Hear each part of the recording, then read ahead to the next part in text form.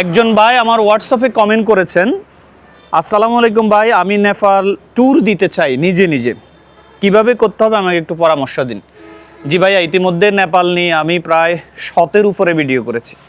আপনার জন্য প্রথম পরামর্শ, আপনি একটা পাসপোর্ট করবেন।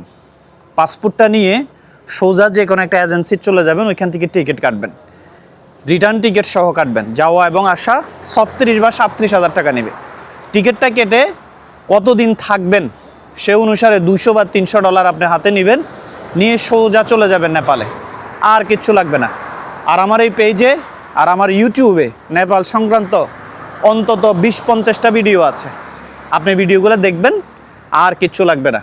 আপনার জন্য আমার আপাতত এইটুকুই সাজেস্ট, পাসপোর্ট, টিকিট প্লাস কিছু ডলার নিয়ে আপনি নেপাল ঘুরতে চলে যান। আর নেপাল 100% একটা সেফ কান্ট্রি, নিজে নিজে ঘুরে আসতে পারবেন, কোনো লোক লাগবে না, কোনো কিচ্ছু লাগবে না, কোনো মিডিয়া লাগবে না, কোনো ট্যুর প্যাকেজও লাগবে না।